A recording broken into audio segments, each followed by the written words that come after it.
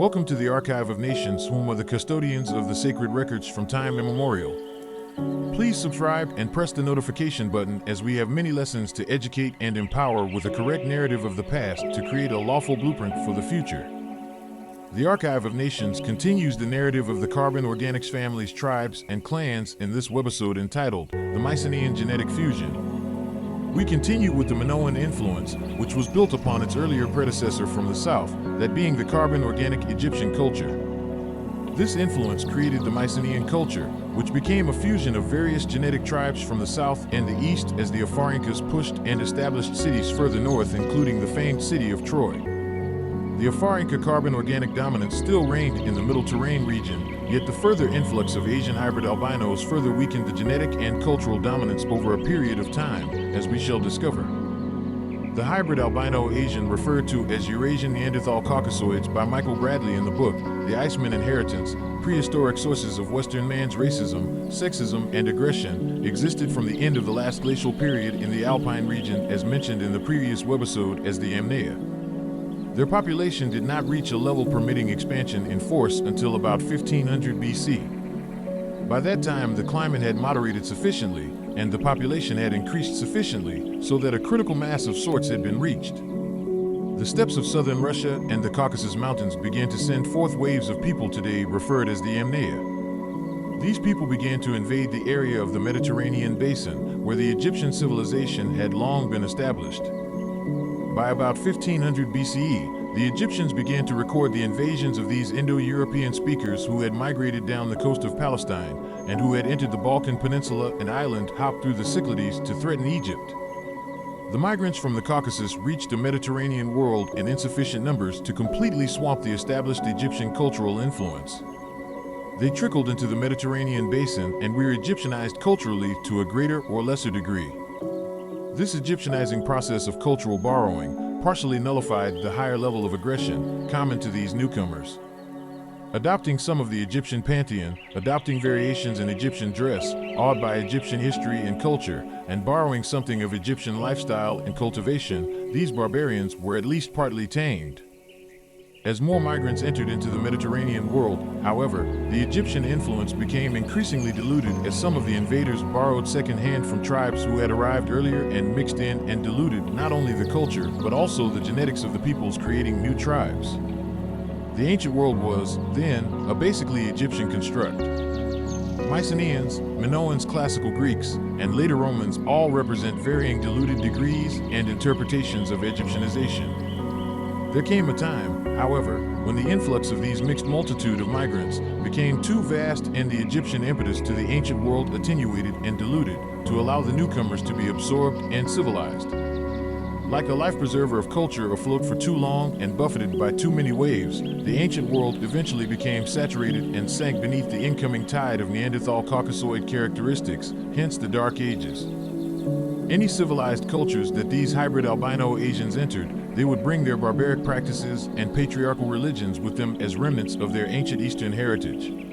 We must keep in mind that the original carbon organic Afar-Inca tribes were the culture that formed advanced cities and experienced great technological strides, with paved streets, pipes with water, skilled merchants and traders, and they developed the two systems of writing that historians refer to as Linear A and Linear B.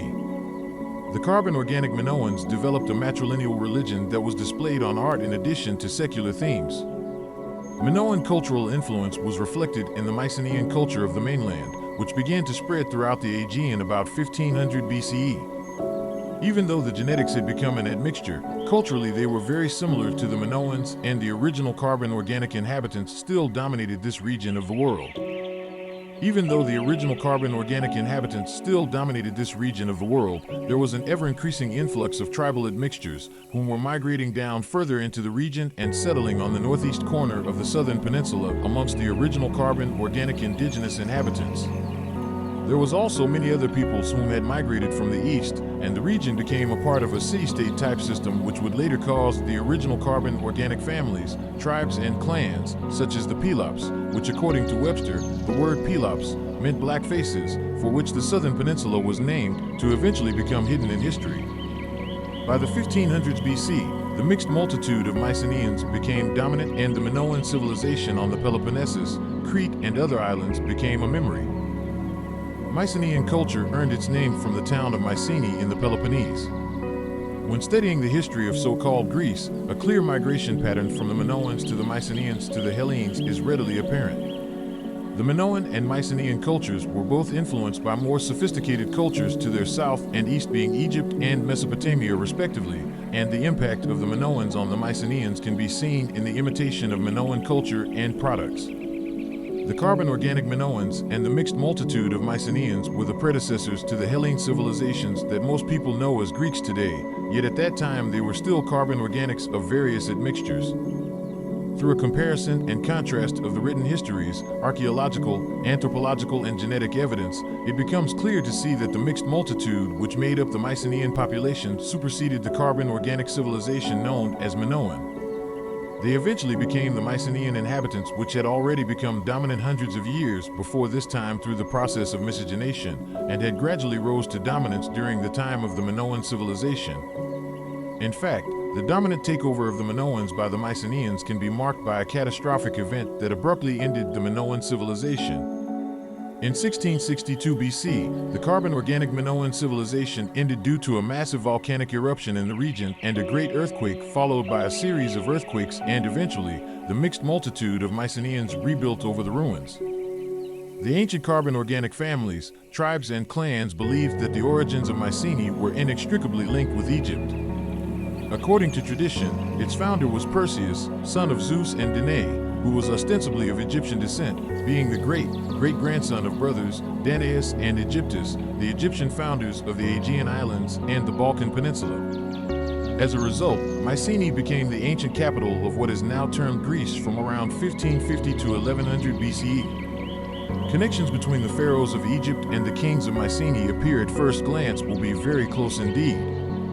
Evidence for this is provided by the large quantities of Mycenaean pottery found at some 30 Egyptian sites, and in return, by the Egyptian objects subsequently found on the Greek mainland from as early as the reign of Amenhotep II in about 1427 BCE, proving contact between the two states.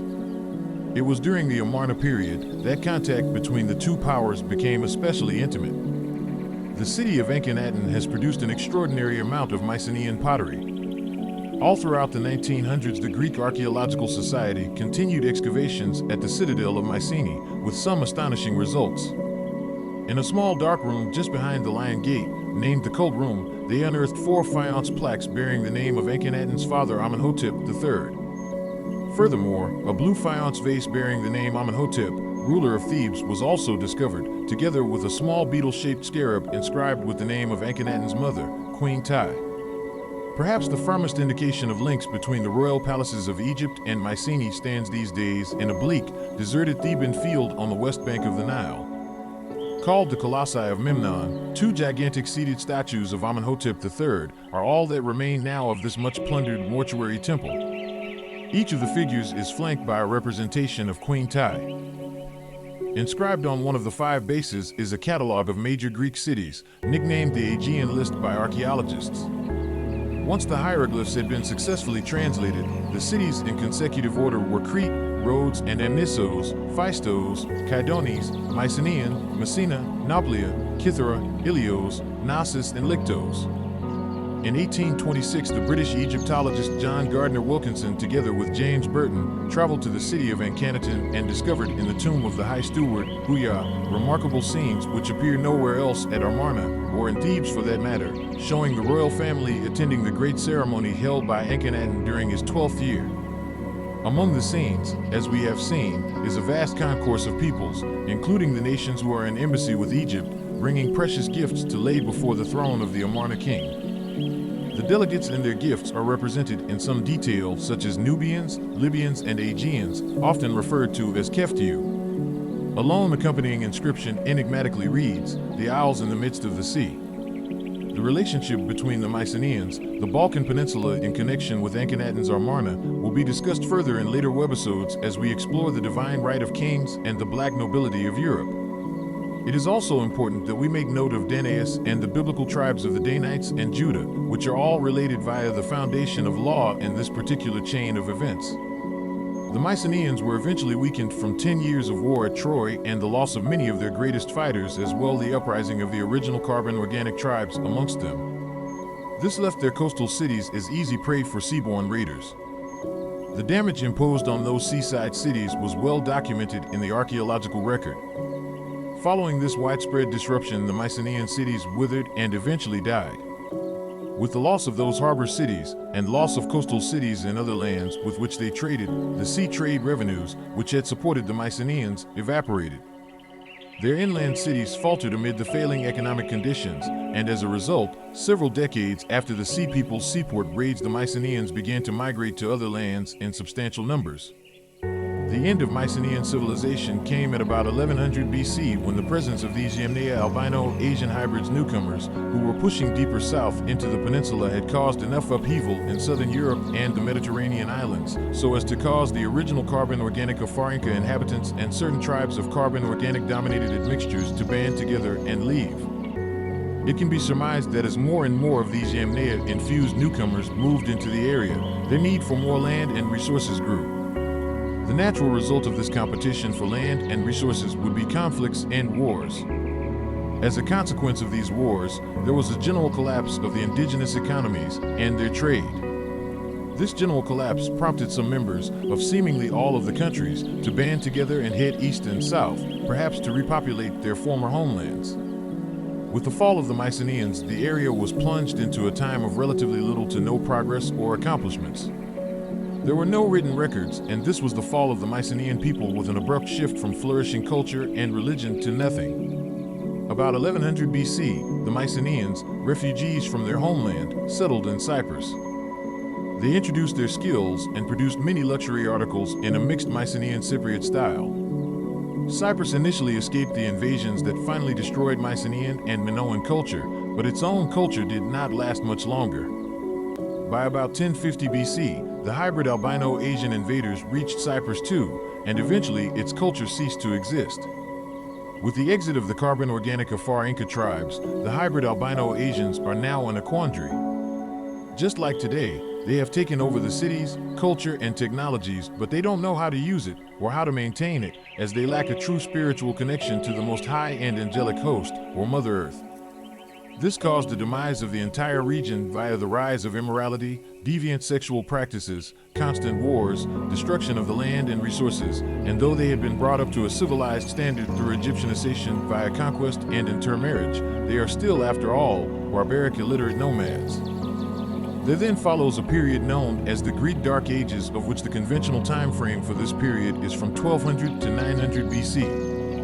The Dark Ages was the period of the end of the Mycenaean palatial civilization, around 1100 BC, to the beginning of what is referred to as the Archaic Age, around 750 BC. Archaeological evidence shows a widespread collapse of Bronze Age civilization in the eastern Mediterranean world at the outset of the period, as the great palaces and cities of the Mycenaeans were destroyed by the hybrid albino Asian admixtures or abandoned by those carbon organic families, tribes, and clans who sought to escape the barbaric inflow.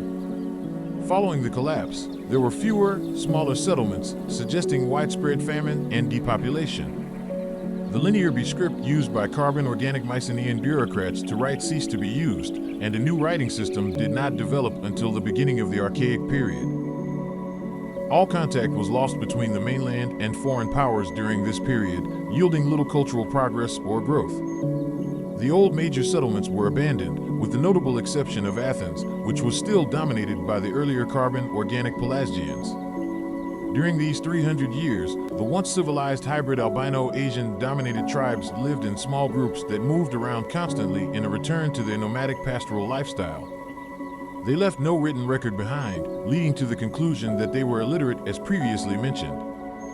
Later in the Dark Ages, between 950 and 750 BC, they were taught how to write once again, but this time, instead of using the linear B script used by the Mycenaeans, they adopted the alphabet used by the Phoenicians, innovating in a fundamental way by introducing vowels as letters. The Greek version of the alphabet eventually formed the base of the alphabet used for English today. Life was harsh for the hybrid albino Asian dominated tribes of the Dark Ages. One major result of the period is the deconstruction of the old Mycenaean economic and social structures. The strict class hierarchies and hereditary rule were forgotten, as this was the divine genetic lines of succession within the carbon organic tribes, families, and clans, and was gradually replaced with a new socio-political institution that eventually allowed for the rise of democracy in 5th BC Athens. Also around this time, large-scale revolts took place in several parts of the eastern Mediterranean. Attempts to overthrow existing kingdoms were made as a result of economic and political instability by surrounding people who were already plagued with famine and hardship. Part of the Hittite kingdom was invaded and conquered by the so-called Sea Peoples, whom were those carbon organic families, tribes and clans, and various other tribes of varying admixtures from different parts of the Mediterranean region, such as the Black Sea, the Aegean and Anatolian regions. These were not invasions, but a return of the carbon organic tribes, families, and clans to the homes of their ancestry. The 13th and 12th century inscriptions and carvings at Karnak and Luxor are the only sources for Sea Peoples, a term invented by the carbon organic Egyptians, whom saw these related people now as foreigners and recorded in boastful accounts of Egyptian military successes. There is more evidence for these so-called Sea Peoples, as well as these inscriptions, such as the foreign countries made a conspiracy in their islands. All at once, the lands were on the move, scattered in war. No country could stand before their arms. Their league was Peleset, Checker, Shikalesh, Dinyan, and Weshish. We will cover this in depth in later webisodes. During the period Dark Ages, the hybrid albino Asians seem to have used this 300 years well, as by the end of this period, they seem to have figured things out and have continued their expansion. The next thing is that there is a rise of new people in this area, which is really what brought the end of the Greek Dark Ages, as we will discuss in the next webisode. Join us on the next episode as we continue to unravel the mysteries of our past to create a better blueprint for the future for all fallen humanity. This series, The Claim of Thrones, will take you on a journey through the universe, across the galactic heavens to the eventual seeding of the planet Earth. This series will also cover the hidden realities of how humanity came about, the various cataclysms and restarts, and follow the various bloodlines of indigenous rights of inheritance. This narrative sets the sacred record straight in regards to who's who on the planet Earth and begins the journey of the lawful reversion and restitution for the heirs of Mother Earth. If you like this content, please subscribe and hit the notification button, as well as support across our many social media platforms. Universal peace and blessings to you.